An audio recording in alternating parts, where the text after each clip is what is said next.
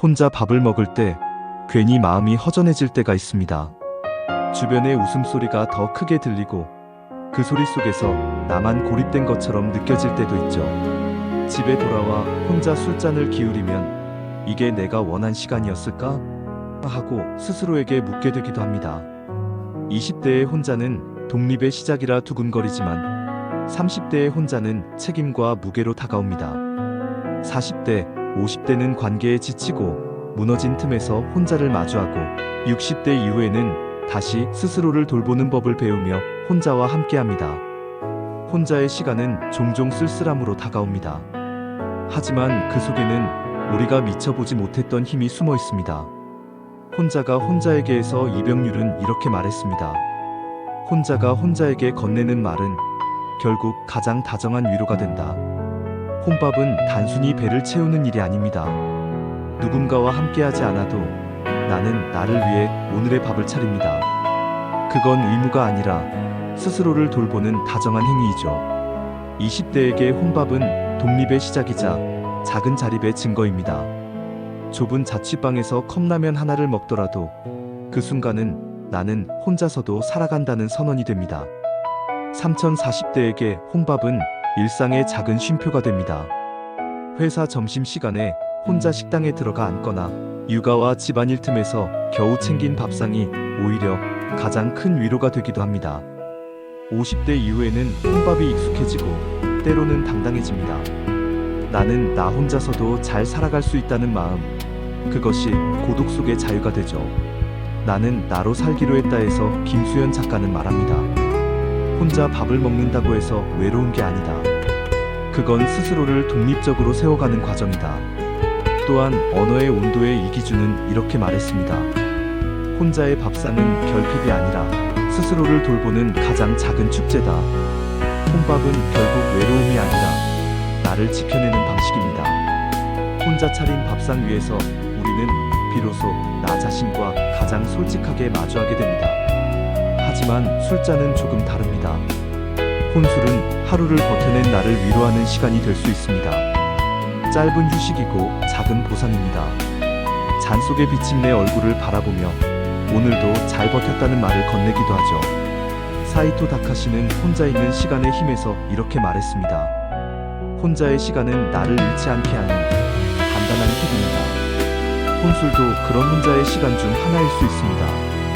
오늘 하루 수고한 나를 위해 술잔을 채우고 천천히 비우는 과정에서 마음은 잠시 느슨해지고 위로받는 듯합니다. 하지만 그 기쁨을 술에만 기대다 보면 쉽게 무너질 수도 있습니다. 저 역시 그런 순간이 있었습니다. 위로라고 믿었던 혼술이 어느 날부턴가 습관이 되어버리고 그 습관이 나를 가두는 감옥이 되기도 했습니다. 한 잔은 나를 다독이지만 여러 잔은 나를 삼켜버리기도 합니다. 죽음의 수용소에서에서 빅터 프랭클은 말합니다. 인간은 어떤 상황에서도 삶의 의미를 찾을 수 있다. 하지만 그 의미를 잃는 순간 아무리 작은 습관도 족쇄가 된다. 20대의 혼술은 어른이 된 기분을 주지만 30대의 혼술은 고단한 하루의 위로가 됩니다. 40대 이후의 혼술은 습관처럼 쌓이면 삶의 균형을 무너뜨릴 수도 있습니다. 술은 나를 위로할 수 있지만 나를 지켜주지는 못한다는 걸 우리는 언젠가 깨닫게 됩니다. 결국 우리에게 남는 건 무엇일까요? 혼밥의 적막, 혼술의 고요. 그것들은 단순한 외로움일까요? 고독의 위로에서는 이렇게 말합니다. 고독은 상처가 아니라 내면을 키우는 토양이다. 그렇습니다. 우리가 맞이하는 고독은 결핍이 아니라 스스로를 자라게 하는 힘입니다. 20대에게 고독은 나는 누구일까를 묻는 질문이 되고 40대에게는 내가 잘 살아가고 있는 걸까라는 반성의 시간이 됩니다.